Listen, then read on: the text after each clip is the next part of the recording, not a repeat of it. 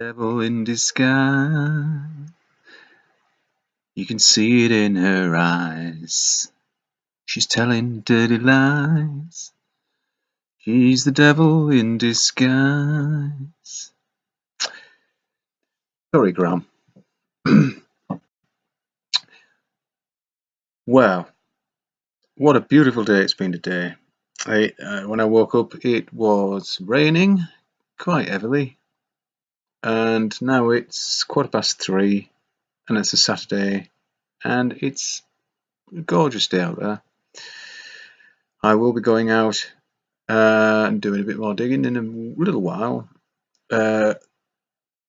Digging stroke feeding the chickens, which is two birds, one stone, because as I'm digging, they're feeding off what I'm digging up, worms, etc.,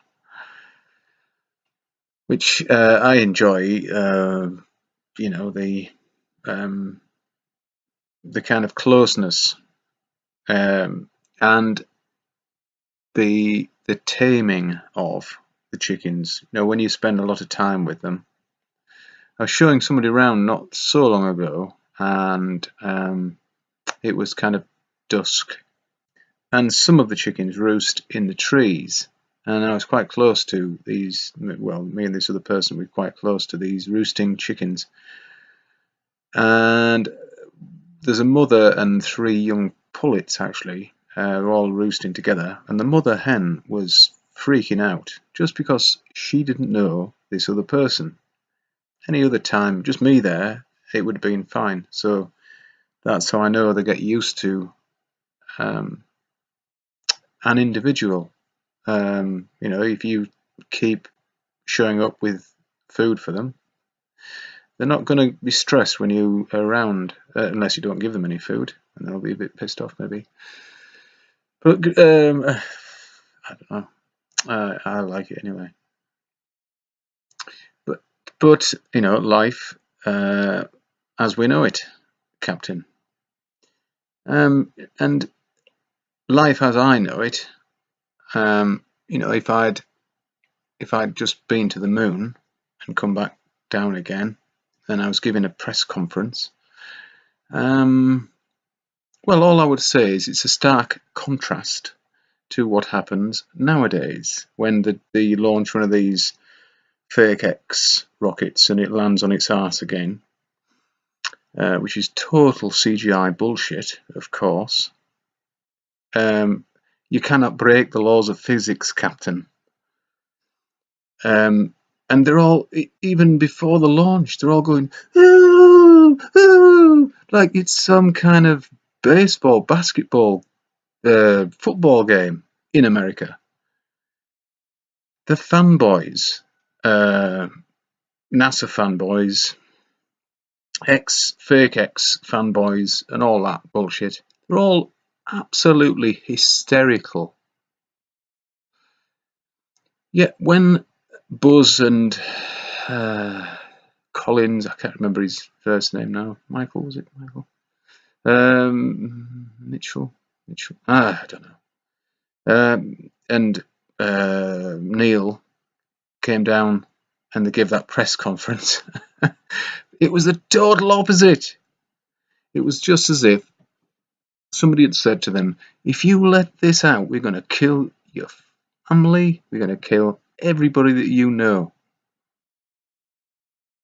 I'm just guessing, but that is probably what happened.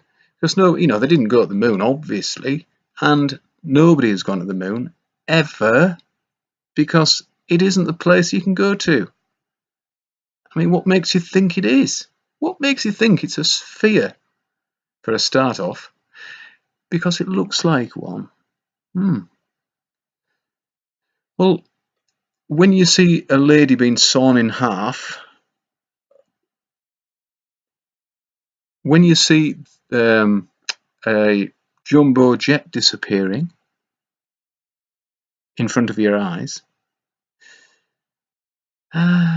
you see there's illusions going on. When the producer is Walt Disney, as in fanboy's life, all the NASA fanboys are the same. They all believe. And it's so sad because they believe Fantasyland, the infinite vacuum of space, Fantasyland, satellites, fantasy. I've not seen one photograph of a satellite then I would say, yeah, that's real, unless it's actually before they launch it. As they're building it in a factory, yeah, I've seen photographs of those, and I think, yeah, they're real. And the people who are assembling them and producing them, the satellites, they're real. They think they're going up into space, most likely. However, I know one man at least who started to question. He was an engineer, an engineer who could design and build. A very clever man. Electrical engineer, mechanical engineer, yes, both. And he questioned what would happen to this metal in space. He started to question, and it wasn't long before he was laid off. In fact, it was almost immediately after he started to question things. Little clue there.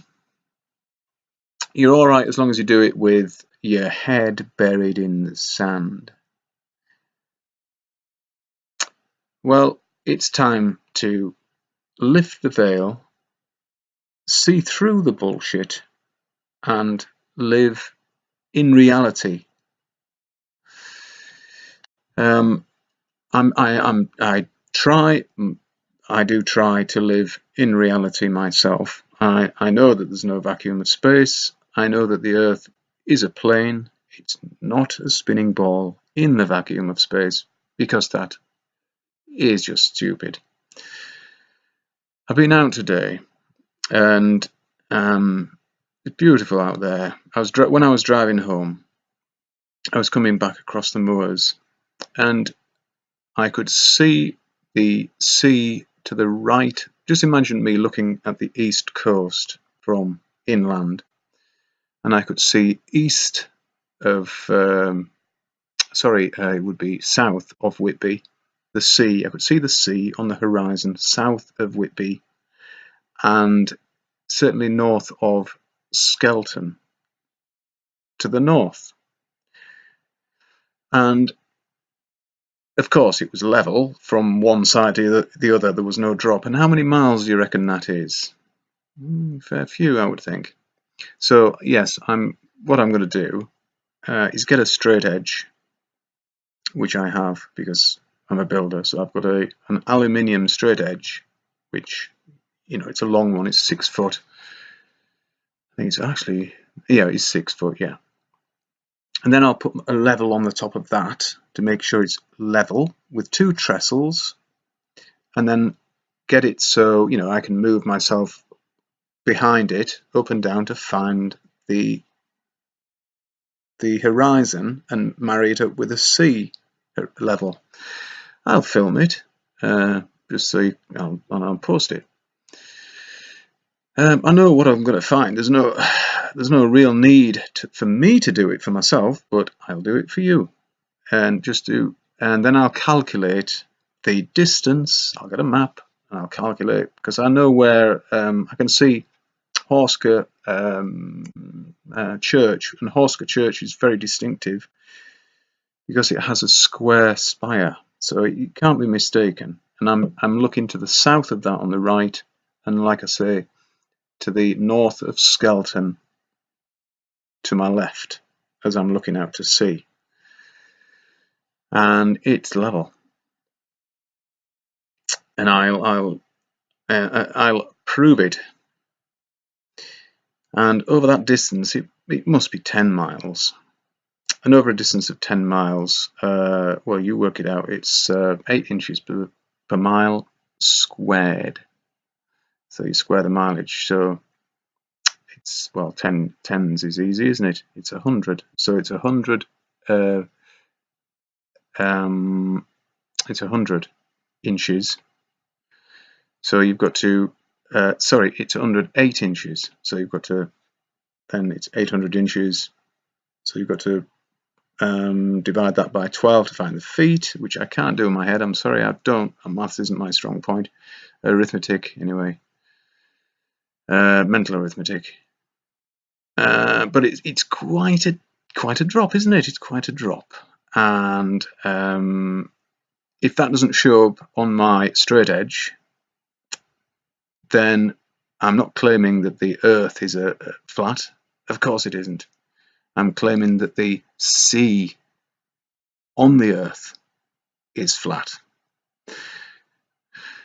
More or less, you know, depending on tides. And I've said about the tides, I don't know how ridiculous the heliocentric tide explanation is. Okay, now, but I'll say it again right now. So when the moon, let's just say when the moon is full, because it's the biggest tide, the moon is pulling on the Earth's water. Only the seawater, though, mind. Not on the lakes, but on the seawater. It's pulling it towards the moon. It's pulling the seawater towards the moon. And a great deal of it as well. A huge amount of it. Like I said, in Fishguard, where there's no channel, there's no conical or channel, what's it called? Like, wedge, you know, like a pie shaped, concentrating the tide into a corner. I'm not explaining this very well, but I hope you'll know what I mean. It's a 6 meter tide. Now, when I was there and it was a 6 meter tide, I have no idea it was a full moon or not, but I know at that moment when we had to tie the boat up, we asked the local fisherman, and he said, "Oh, you'll have to get up a couple of times in the night, lad, to loosen the ropes, so he didn't end up in the morning suspended on the side of the pier." Because 6 meters would have taken our boat out of the water completely. Now then, so the moon pulls pulls the seawater towards it. Now then, on the other side of the Earth, the spherical nonsense Earth this is, there it is. On the other side, there's the moon pulling on that way, and the other way, the water actually bulges this way. It actually bulges the opposite way to what it's doing on where the moon is. Right, got that? Why, you may ask? Well, I know it's all bullshit, but the explanation that they give you is that the Earth is pulled towards the moon. The Earth is pulled towards the moon. Well, so what? Well, it still doesn't explain it, does it? Yeah. How can there be a bulge there? Well, I'll tell you why. This is their explanation again. And I hate repeating this bullshit, but I'll repeat it because it shows you how illogical their minds have become, just to try and ram all this bullshit into the heliocentric model. No, the Earth moves towards the moon and leaves the ocean behind. leaves the ocean behind.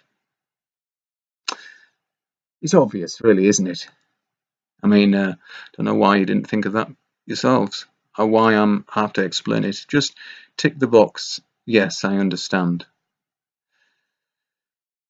So, now then, how the tides really work, well, it's obviously something to do with this saline fluid, the salt in the water, which is far more